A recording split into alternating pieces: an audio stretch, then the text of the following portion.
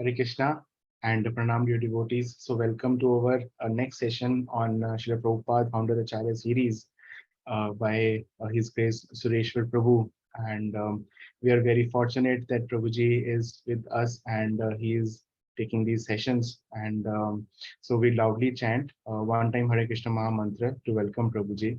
Hare Krishna, Hare Krishna, Krishna Krishna, Hare Hare, Hare Ram, Hare Ram, Ram Ram, Hare Hare. And a very humble request to all that please hear very attentively and if possible please take some pen and copy and write any questions or any notes that you want to have along with the session. Hare Krishna. Hare Krishna Prabhu. Thank you. Well, Hare Krishna Prabhus, thank you again for welcoming me back to share with you our Founder Acharya Essential Series. Now we're on lesson 7. And Ronnie, I don't see the slide yet. Are you going to bring the title Yes. slide? Yes, Prabhuji. Okay. Okay. So lesson 7, it's called Finding Our Mission in His Mission. And I just told Ronnie my disclaimer at the beginning of the lesson is that we shouldn't expect in a few minutes that we're going to all suddenly understand by the end of the lesson our ultimate mission in the mission, but at least we can be pointed in the right direction. That's the purpose of this lesson. So as Arjuna became confused about his duty on the battlefield of Kurukshetra, sooner or later we all become confused on the battlefield of life. Hence the Bhagavad Gita's timeless appeal. To find our mission in Srila Prabhupada's mission, let's first look at the challenge of knowing who we are and what our duty is.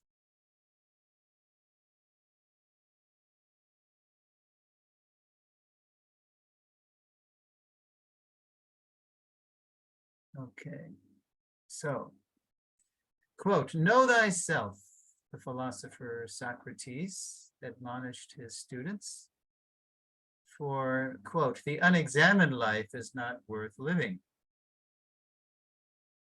And who am I? Quote, "Immortal soul," Socrates asserted. When the Athenian court sentenced him to death for disrespecting, quote, "the gods, the sophists, and the epicures of ancient Greece," Socrates was unafraid. "How shall we bury you?" a tearful friend asked. "Any way you like," Socrates replied. "That is, if you can catch me, and I don't slip through your fingers." Srila Prabhupada appreciated that Socrates was fearless in the face of death because he knew he was imperishable spirit, not the perishable body. Nearly 2 millennia later, another now famous self appeared in Shakespeare's Hamlet. Quote, "This above all, to thine own self be true," Polonius advised Laertes.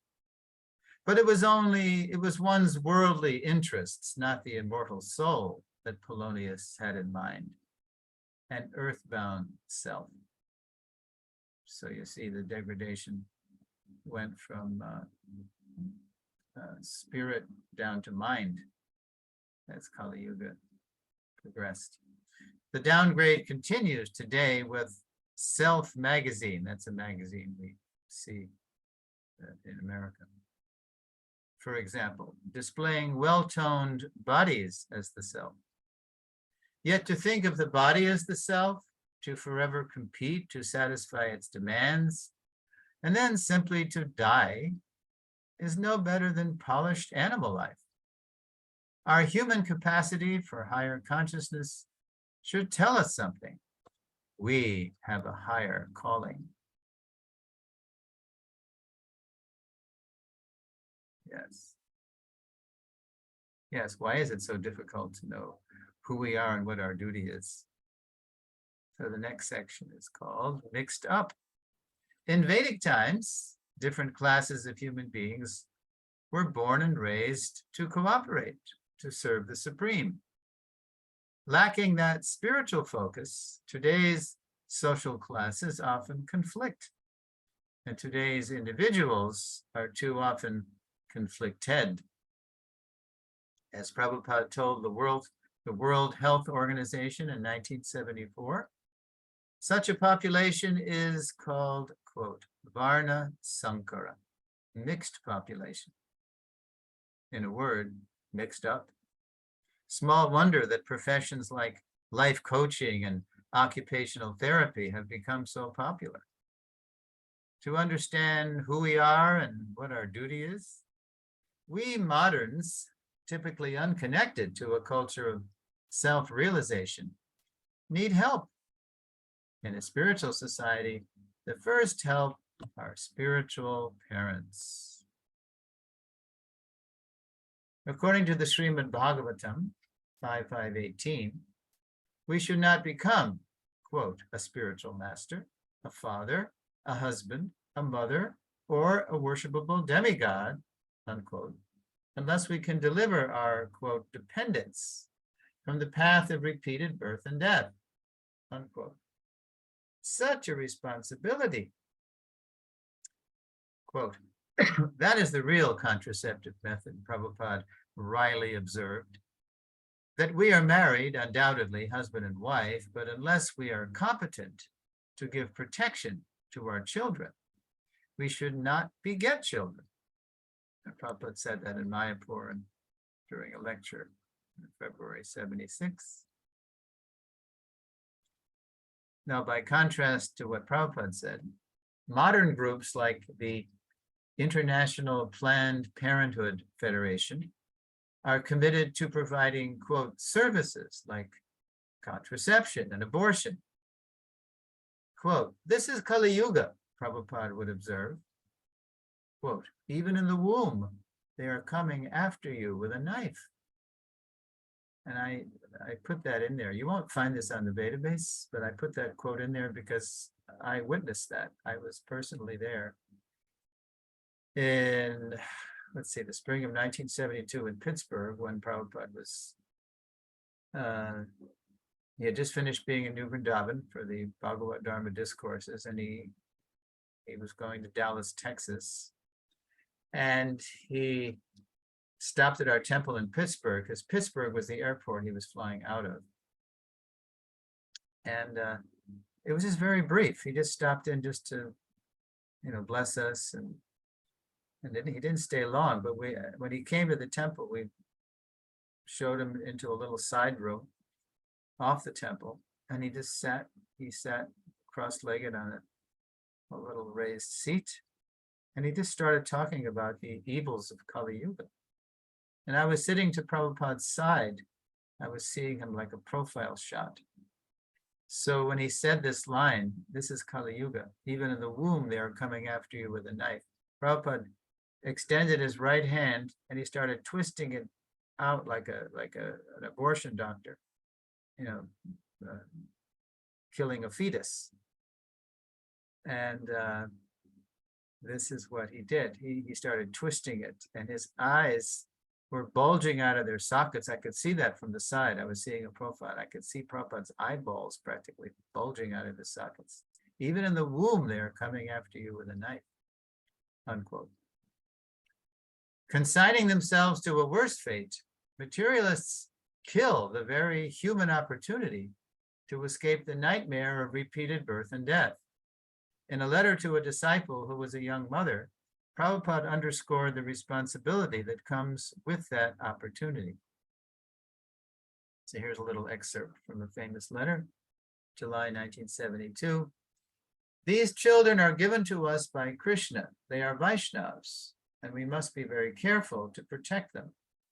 These are not ordinary children. They are Vaikuntha children, and we are very fortunate we can give them a chance to advance further in Krishna consciousness. That is a very great responsibility. Okay, next section I call spiritual teachers. Spiritually minded parents naturally want their children educated by spiritually minded teachers. Such a partnership helps children grow up to be all they can be in devotional service. But knowing what's best for a child takes time and perseverance, even for great teachers. Consider Dhruva Maharaj's talks with the great teacher, Narada Muni. Okay, I think we, all right. I guess I didn't do that. Did I do it in, I have on my script image 1, but is it all in one? Okay, that's, yeah, just leave it like that. Okay. From saints, there you see Narada with Dhruva. From saints to serpents, sage Narada engages all kinds of embodied beings in devotional service, yet few have been as precocious as 5-year-old Prince Dhruva. Forbidden by a spiteful stepmother to sit on the lap of his father, King Uttanapad, Dhruva angrily approached his natural mother for help to avenge the insult. Convinced that no one but the Supreme Lord could pacify her son, Dhruva's mother inspired the boy to seek God in the forest.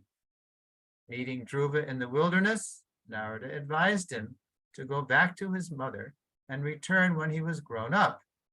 In the meantime, Dhruva should live undisturbed and satisfied with his lot as ordained by Providence. Sage advice, acknowledged Dhruva, but because, quote, I am covered by ignorance, this kind of philosophy does not touch my heart. That was a verse, 4.836.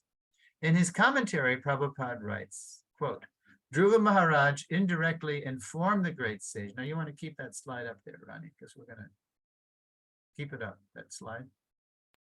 Yeah, because we're going to click that other part in there soon.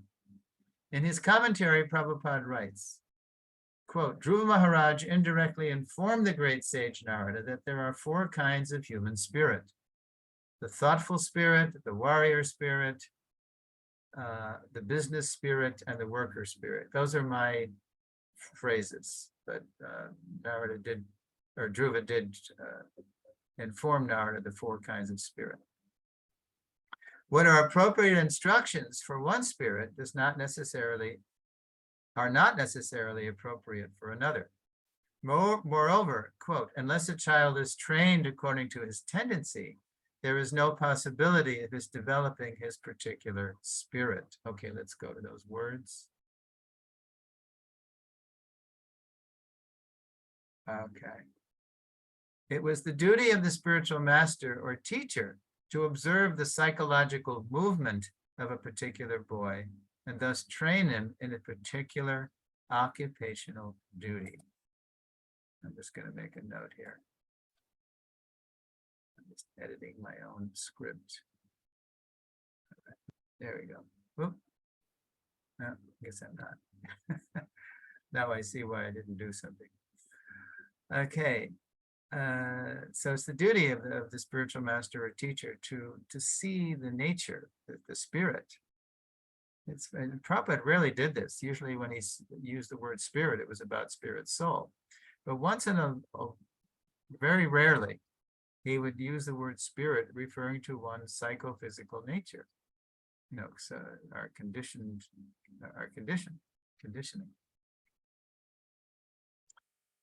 Now, as we saw in the last lesson, the longer Srila Prabhupada stayed with his disciples, the more he took a varnashram approach to engaging them in devotional service.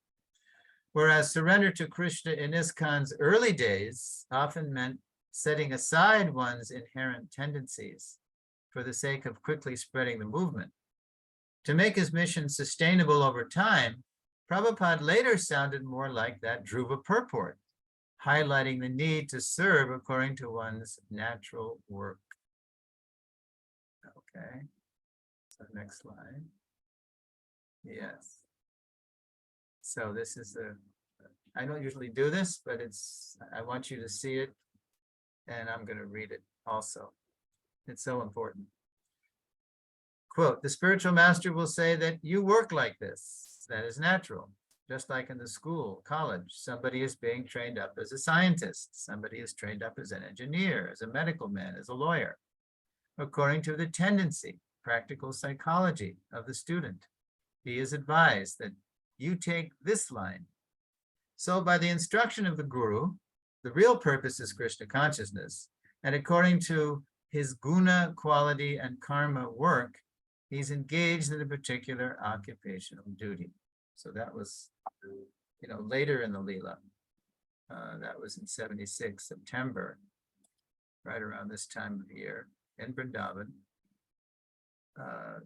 Like 40, what was it?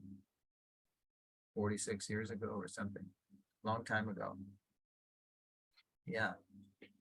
So that's how Prabhupada was speaking for then. Before it was, forget about this is an emergency, men, women, and children out the door distributing books. But now he sees that to make the movement sustainable, he has to get people working, serving according to their natural tendency.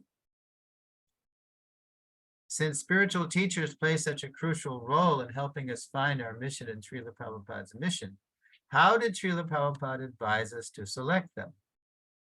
So the next section I call Selecting Spiritual Masters. And we're going to hear a little audio from Prabhupada embedded into the next slide. In addition to the library of foundational spiritual literature Prabhupada left all generations of his followers, he also left a vast treasure of recorded instructions, which nicely complement his books. In his Bhagavad Gita as it is, for example, Lord Krishna enjoins us to, quote, learn the truth by approaching a spiritual master, unquote, through service and submissive inquiry. In a Bhagavad Gita lecture in Miami, which I also happened to be present at, I heard Prabhupada say this. Prabhupada emphasized that the approach goes both ways. So we not only approach a spiritual master, as it says in the Gita, but the spiritual master is also approaching or checking us out. So here's how it sounds. Okay. Therefore, nobody should accept blindly any guru, and nobody should blindly accept any desire. They must behave one another at least for 1 year. This is the instruction by Sanatana Goswami in his Hari Bhakti Vilas. So when Prabhupada said behave, it's not quite clear because the word by behave, he actually meant examine, check each other out. Nowadays people talk about vetting or getting vetted. So yeah, it's supposed to be, and too often today in ISKCON, that doesn't happen enough. It's kind of, it could even be sentimental that somebody chooses a guru and the guru might not even have time, to get to know the disciple. Okay, so even before the mutual examination begins, even before they meet each other, it is essential that senior devotees ground a newcomer in our founder Acharya's life, teachings, mood, and mission. So if somebody comes to ISKCON, if that person is fortunate, immediately the senior devotees will insist that the newcomer get to know Srila Prabhupada. That's the foundational master for all generations.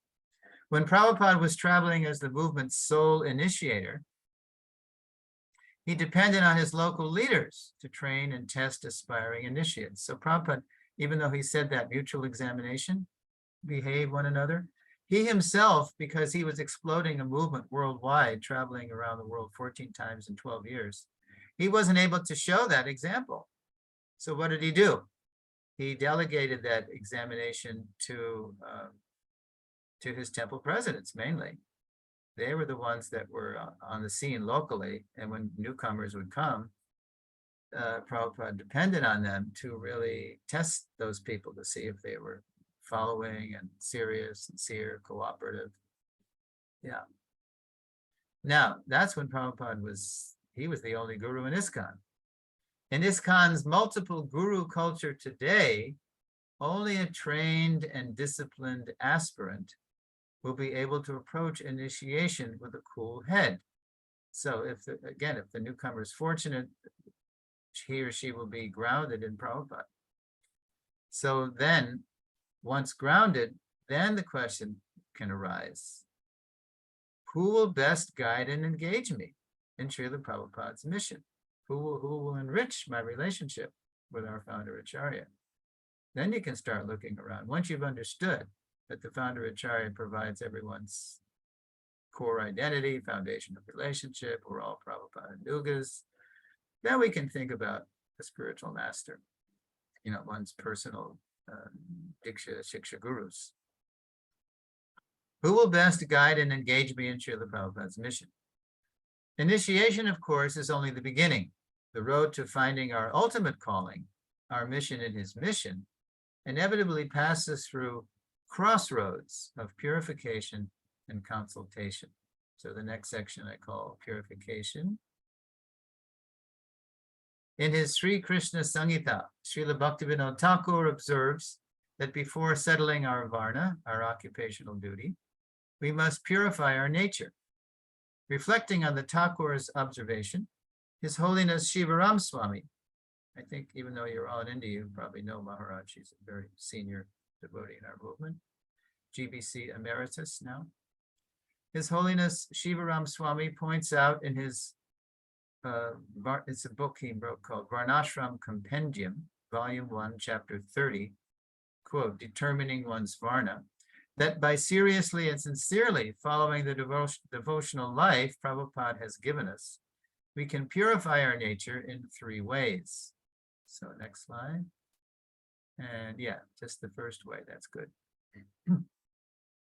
By rites of passage, qualifying oneself, for example, to receive first and second initiation, and committing oneself either to the path of celibacy or responsible married life. Next item, good. By education and training, immersing oneself in and allowing oneself to be transformed by systematic scriptural study, such as a Bhakti Shastra degree, and readily accepting counselor supervision. Next item. By devotional practices, regularly participating in Prabhupada's full morning program, either at a temple or in one's home.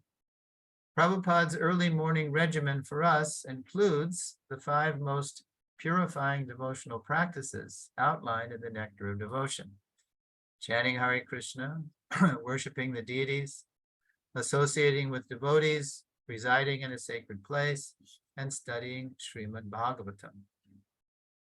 Along with purifying our nature to discover our mission in Srila Prabhupada's mission, we need to consult with senior devotees who know us.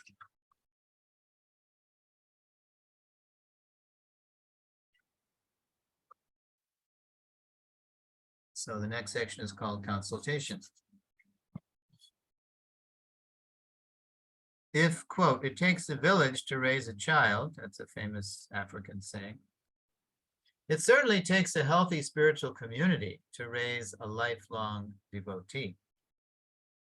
In his conclusion to Sri Krishna Samhita, Srila Bhaktivinoda mentions different kinds of consultation required to settle our varna, our vocation, our calling in life, or as we're saying, our mission in this mission.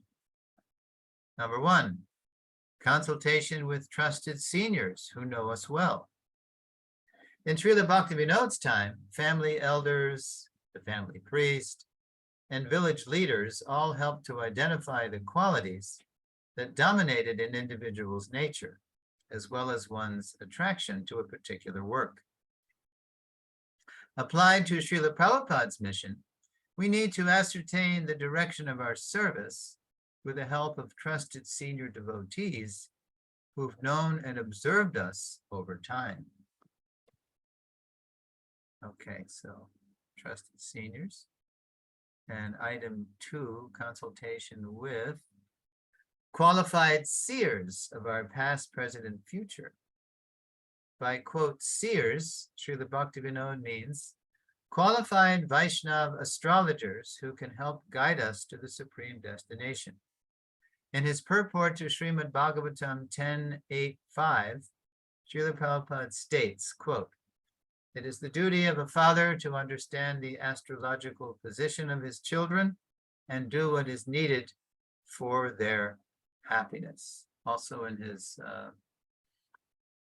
essay, the Gita Nagari, that was, as I mentioned previously, that was the first face Prabhupada wrote, put on his movement when he was trying to interest India's leaders in how to properly honor Gandhi's passing.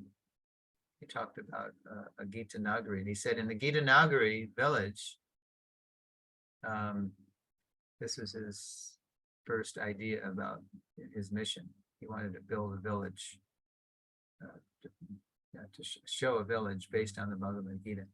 He said that the children will be raised according to birth horoscope and natural tendency. He said that in his essay, the Gita Nagari.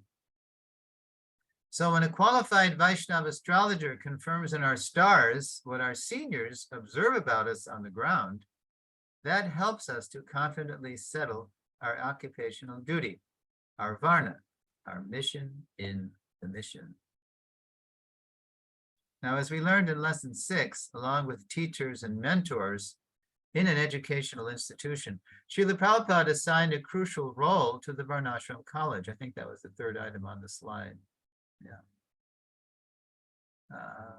Yes. To the Varnashram College for the re-spiritualization of human society, starting with ISKCON. And here's a quote, Morning Walk 74, quote, "Everywhere, wherever we have got our center, a Varnashram College should be established to train 4 divisions, 1 class Brahmin, 1 class Kshatriya, 1 class Vaishya, 1 class Shudra.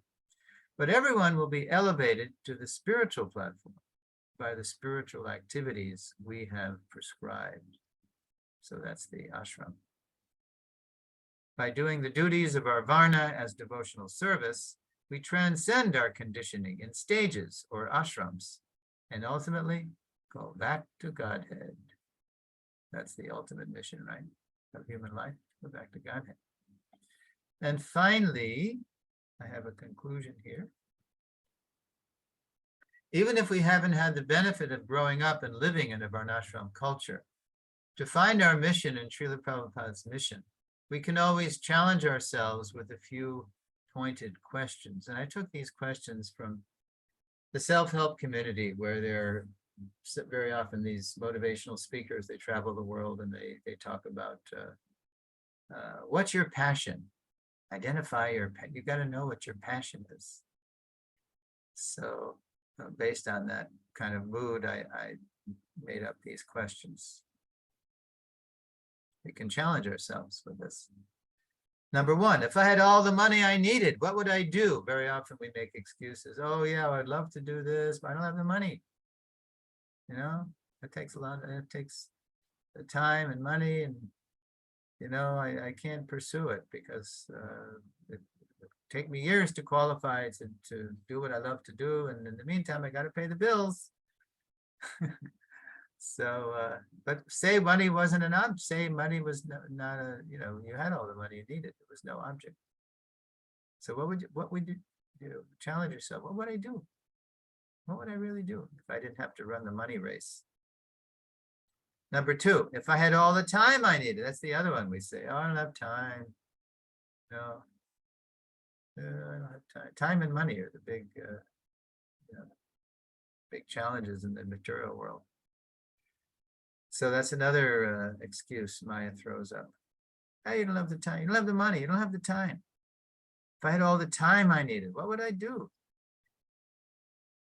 And also we can ask ourselves, to what specific service am I most drawn?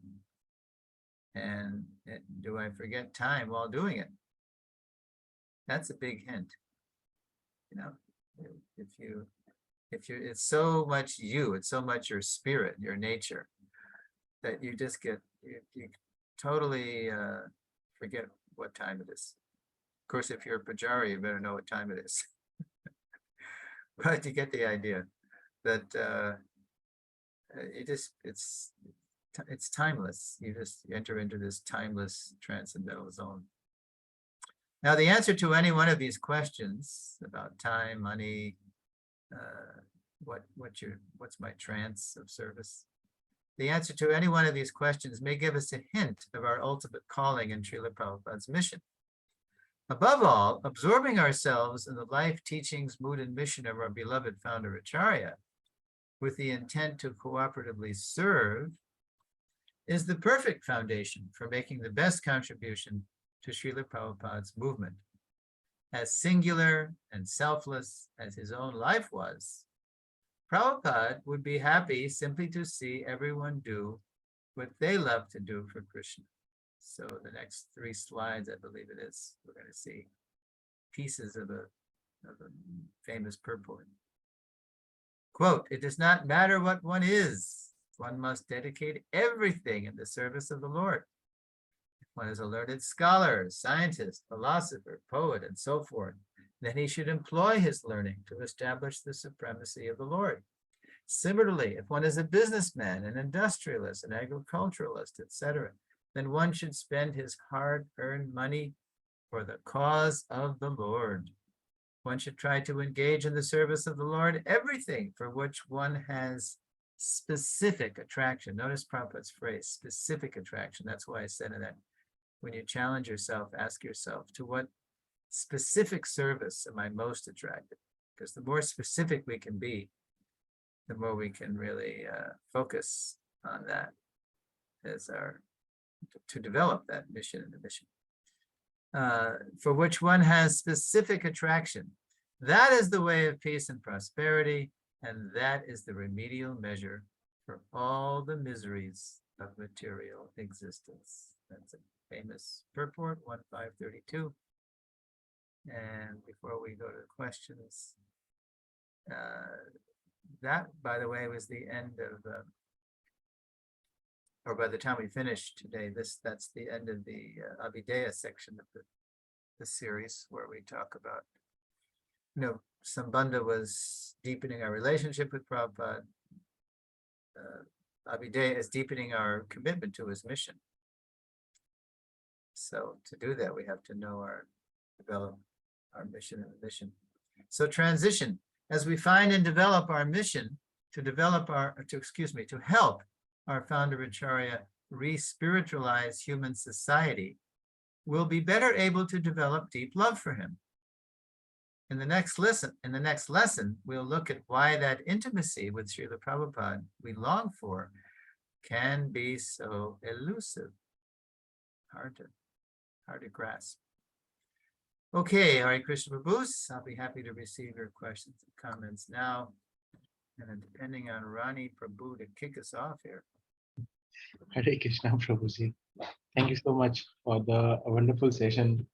It was really very enlightening, and as you mentioned about in the last, I was really moved by what you had put in the last about those 3 questions, and if I would have all the money, what would I do? If I would have all the time, what would I do? And yes, so I was really taken aback by those, and also, and it is also very common sense in a way that how would you engage? We keep on thinking that how can I engage myself more in the service, and but if we try to focus in that area where we like, and in that sense we would be able to do that thing very lovingly, and also because that is something that we have also an interest. And so that was a really very important point which can help us actually in finding what is our position and where we can help Srila Prabhupada in finding our mission in his mission, which really actually helps us in justifying this title also. This is a very wonderful title. There was one thing, and I wanted to ask, or I wanted to comment on, again, in all those things, the Varnashram thing comes. And the Varnashram thing Yeah. comes like in all the things, and like Prabhupada Right. also mentioned that where we have wherever our centers are, we should have a Varnashram college which can train those four sections. But as we see in India and also all over the world, like there isn't any kind of a model which can help us uh, gel what Prabhupada wants, what the social society order is. So how can we like we have, although we have covered such things in our past sessions as well, like because you had already covered such Varnashram there, and but again on that point, like uh, where do we start? Like if I am there, like I have we are engaged in services and other things, but when it comes to general masses and also ourselves as well, that how do we remain put ourselves in the Varnashram institution as well as what Prabhupada is giving in terms of devotional service? Mhm. Yeah, good question. There's outreach, there's inreach, and we have to, yeah, know who we are. Yeah, that's a standing order that Prabhupada gave us in 74, and that's 26, and it's 48 years ago. That Prabhupada, almost 50 years ago, Prabhupada said that. Now, when Prabhupada would give an order like that, you know, that's quite an order. But at least along with every center, because Prabhupada had this whole strategy of how ISKCON is going to grow. There's the temples, usually where the cities are, where most people are. And then he wanted every place to have like a country ashram connected with it, some village setting, some kind of place where at least you can, you know, get your own milk and grow your own vegetables and supply it to the city centers to offer to the deities. And then he talked about, especially wherever there was universities, that you can have near the university a place where they can get prasadam and have read his books. So, you know, to say a Varnashram college, it might sound very intimidating. And where do we start? But at least wherever we have our centers, we can at least, you know, have, well, now everything's happening online ever since the pandemic, but we can at least, and you might notice this coming over Free Forum or SPT, strategic planning, there always seems to be somebody offering courses. So I would say, keep it, because Prabhupada was always flow with the times. He would encourage that. He would encourage, okay, it might be a little more easy for people to attend things online where you learn more, you know, who you are, and you learn more what your contribution is. And but that has to be the focus. That has to be the goal. And there are also, as they say, brick and mortar places. I know Shivaram Swami in connection, because he's sort of carrying the Varnashram baton lately in ISKCON with his Krishna Valley and in you know, in Hungary, and in Budapest, the capital of Hungary. He has, I think he calls it a Varnashram college, or he calls it Bhaktivedanta University or something like that. So he's really, what do you say, sensitive to this, that devotees, to stay devotees in the long run, they have to find out their contribution. They have to be happy. They have to be satisfied. So somebody might would say, well, in Prabhupada's time, you know, we just surrendered. We didn't care about who we were. But that even in Prabhupada's time, that only worked for a few years. Because Prabhupada saw that to make this sustainable, people had to be situated according to their spirit, their nature. So people like Shivaram Swami know this. So that's an example of a place where devotees and non-devotees go and learn more about how to be more fulfilled in their life. That's another thing. If you ever seen Shiva Swami's podcasts, they're very good because they're very universal, kind of non-sectarian outreach, where he's talking to people, just not in ISKCON speak, he's not presuming people know anything. He's just reaching out to people who are looking around and want to know how they can improve their lives. And he's giving very good advice based on Guru Sadhu Shastra. And then he says, if you want to know more, you can go to this, website, etc. So progressive devotees are doing this all over the movement, individually, in teams. We have this thing, I don't know if you're aware of it, out of New York City. It's called Wisdom of the Sages. Oh, It's a podcast called Wisdom of the Sages, where two devotees, I think one godbrother and one, no, they're two actual second generation people, I believe. They are reaching out to people and through interviews and courses, and it's very contemporary.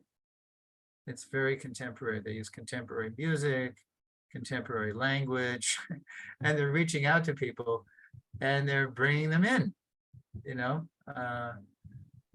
by meeting them on their terms. They cater to the yogis, like Govardhan Eco Village, they have the Western yogis they cater to there often. So in 1974, Prabhupada said Varnashram College, but we can, Prabhupada he was always flowing with the times, so we can translate that into something more accessible, perhaps, to people wherever we are, physically or also online. But the point is still there. We all need to find out who we are and what our calling is in Prabhupada's mission. That's about all I can say at this time. yes, Shruji. Thank you. And In other words, we needn't think that because Prabhupada said it like that 48 years ago, that therefore we've totally failed. No, actually, devotees, as the movement matures, we're learning how to reach out in different ways to fulfill the same purpose. At the same time, as you saw in the last lesson of Varnashram, Prabhupada saw that the way we're going to attract the masses to a better way of life is to actually show a better way to live in the country, in the village, make our own village, and that's a big door to Krishna consciousness, the eco door. Okay, more questions. And on that, like farm communities are part of that thing, right? And they're becoming now more and more like they are more and more present and accessible. Like at least in India, like we have couple of them, isn't it, Mara? Isn't it, Prabhu? Yeah. Well, at least there's more awareness of the need for it, because we talk a good cow protection game, but how many cows do we protect? Correct. And how many bulls, how many bullocks are we, as we say, oxen, are we working? More, like in Prabhupada's time with us, there was only a few, and therefore he allowed us to offer, milk to the deities that was, it was hardly even milk. It was just processed, homogenized milk. Mhm. And gotten from, the dairy slaughterhouse culture that they're selling their cows to slaughter. So he let us do that then, but here we are almost 50 years later, and he expects us to walk our talk more, to grow up, practice what we preach more, and show it, not just tell it. And the more we do show our culture in so many different ways, the more people will be attracted, because that's example is better than precept. Actions speak louder than words. So, yeah. Yes. So Hare Krishna devotees. So if you have any questions, like you can ask Prabhuji, or you can put it on chat. And in the meantime, Prabhu, I had one more question. Like you touched on the part of how do we select a spiritual master, or or before even that, where Prabhupada is quoting that one should not accept blindly any guru. So on that, I had a question that in the present situation of ISKCON, like we have the spiritual masters like who are traveling, the sannyasis, and they are the the approachability and accessibility to them to have a personal relationship or to even have a personal instruction from them is very rare, Right. and many are not, many are sick, and they also needs to be like protected in a way, and which makes the disciples less approachable to them.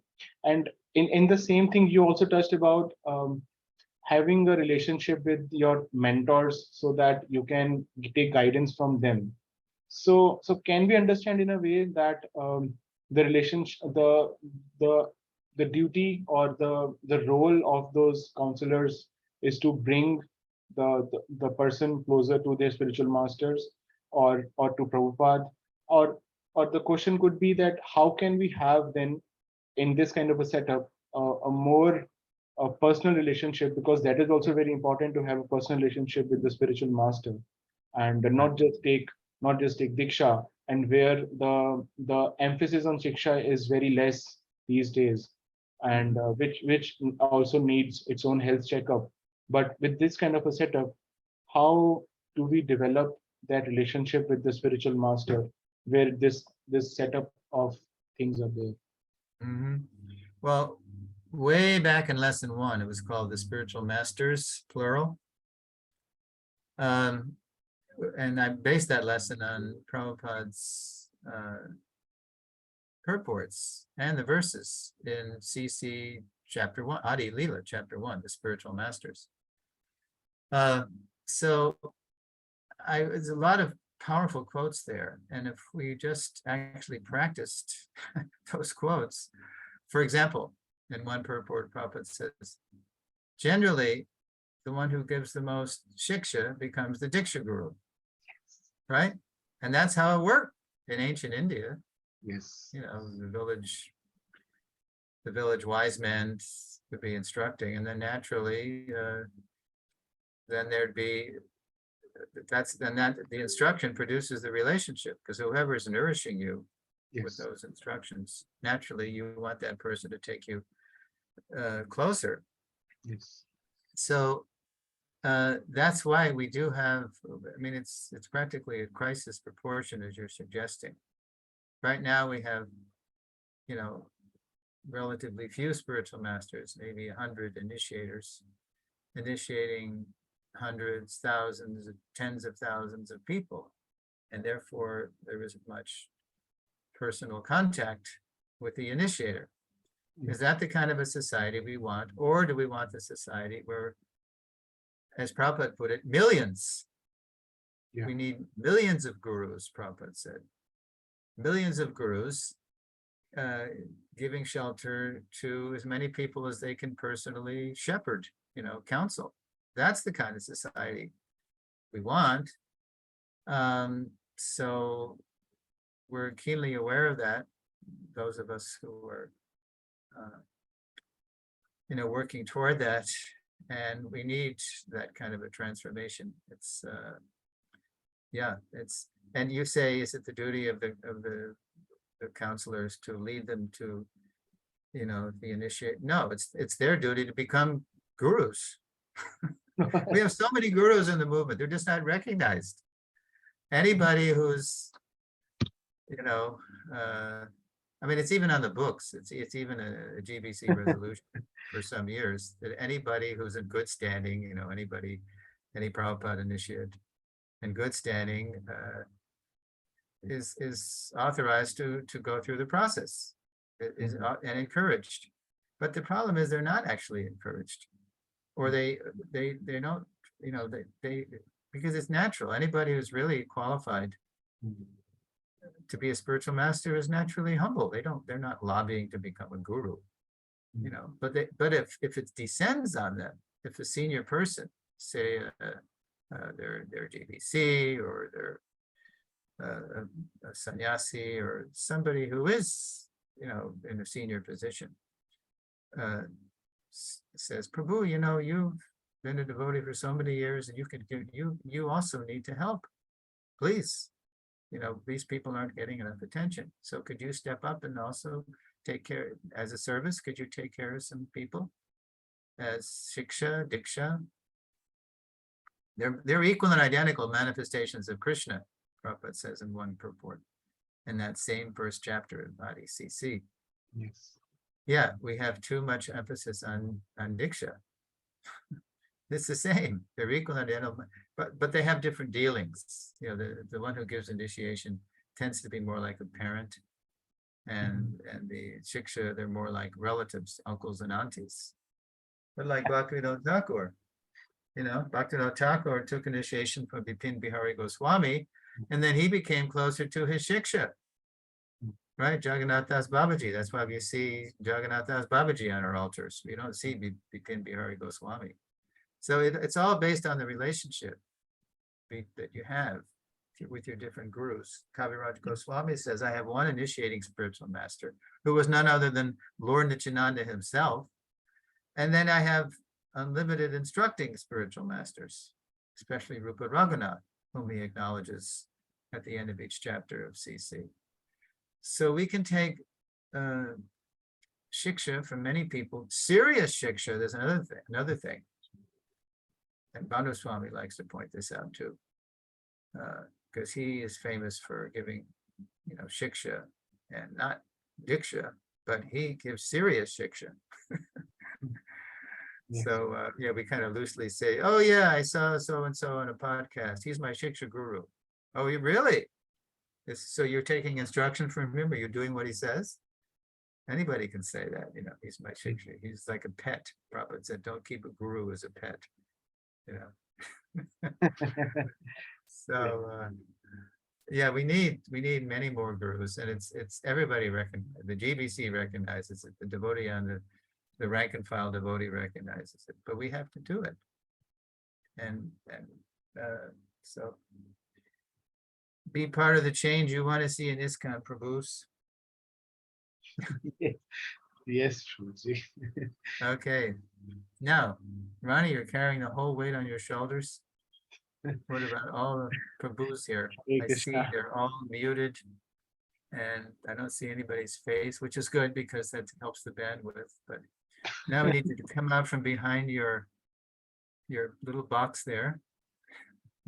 Hare Krishna, devotees. So you may ask any questions that you have for the Prabhuji, or even if you want to share any point that you may have liked from the session, you may well come up and share that.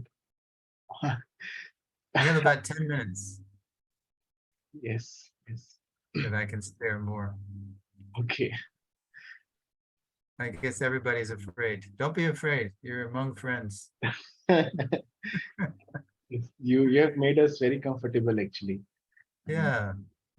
Everything you were afraid to ask about the founder Acharya, but you wanted to know, but you were afraid to ask. I really like that point about that Prabhupada would be happy simply to see that everyone likes to do what they love to do for Krishna. That was really, actually, if we take that thing and meditate more on that and contemplate, and we can find that there are so many things that we do which we can do for Krishna, which we can do as a devotional service, and we have that opportunity right there. And That's basic Bhagavad Gita. Krishna says in 18:45-46, now hear, O son of Pritha, how by following one's qualities of work, your tendency toward work, one can become perfect. And the next verse he says, how do you do that? By worship of the Lord, by offering your work to me, you can attain perfection. Every person can attain perfection. So that's right in the Gita.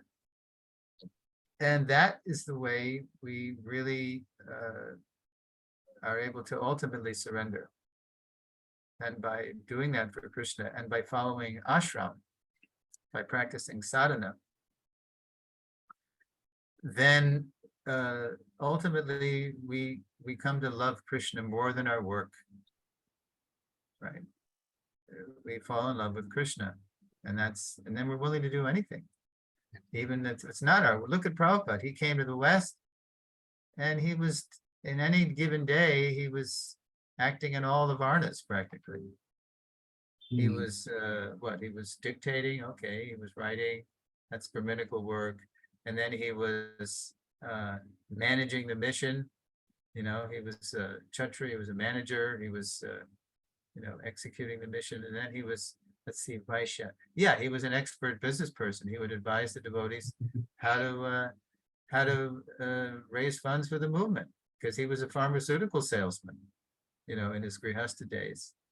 And then he was willing to stand in line for his own shower in his apartment at 26 Second Avenue, behind his hippie devotees, disciples who didn't even give him the courtesy of first line in the shower. They were so unconscious. So he was willing to, and then he was willing to clean up after them, after he fed them, right? From his own hand, take more sabji, more chapatis, more rice. He got them hooked on prasadam. And then they would just, leave. And they left him with the pots, the dirty pots and the dishes. And he did them. He didn't complain. And then he finally, it dawned on these hippie followers of his that, the Swami's giving us maybe we should do something for him. Yes. Maybe we should do something for him. Duh. Of course. But that was, Prabhupada knew it had to come from them. Yeah, it had to come from them. So as surrendered and as, exalted as he would be happy if we could just get aboard on the level of Sakam Karma Yoga. Do what you like to do for Krishna. But then by practicing ashram, we cross that varnashram bridge, and then we let go of those attachments, and pretty soon we find ourselves a pure devotee, because we're following the pure devotee by that association with Prabhupada, that all the material desires drop off and we get purified. Yes. Okay, I guess you're the one. I remember that thing from Prabhupada tape. I think it was Rukmini Mataji who had shared her memory about the same thing, that that there were devotees, like they would come, they would eat, and they would go, and then Prabhupada would be on his own. And one fine day they would ask, Swamiji, you're doing everything on your own. Maybe we could help. So I remember that. Yeah, that is. No, and that is very unique angle, Prabhuji, that you told about Prabhupada in all the ashrams. How did he do that? And of course, he was very expert in all such things. But yes. In Mayapur, Bhavananda Prabhu would tell how Prabhupada, when he would see some filth, he would insist they clean it up. And then he would get down personally and show them how to clean some filthy place. You get down with a bucket and a rag, and he would demonstrate it. He had to teach us everything, how to clean our own bodies, how to clean the temple, we didn't know anything. And Prabhupada knew that. And he was so surrendered, he was willing to go the extra mile, go the extra 108 miles, to just raise us from animal life to human life, and then to divine life. And he's still doing with all of us as well. And like I would remember myself 5 years before, completely similar to what we hear in the memories in the books. Yes, and we can reflect on that. Yes. So yeah, next time we'll figure out with Giriraj Prabhu's help. We're going to meet in October, but the lesson coming up is the most challenging one, because it's called "To Love Is to Cooperate." Okay. And in Kali Yuga, it's no small thing to give up our false egos and work together, even when we disagree, and even when our natures are so different from others' natures. So it's the most challenging lesson of the series. So get ready. Yes, Rosie, sure. And we are very fortunate that we have you as expert in all such, and we would be able to, maybe we would be able to imbibe such things in our heart, and all those things maybe we hear, and may all these things go directly to our heart. And Yes, definitely. So you all, Prabhu shared with you all the slides and the scripts beforehand or no, afterwards? I think he does it afterwards. Yeah. yes, Yeah, that's good.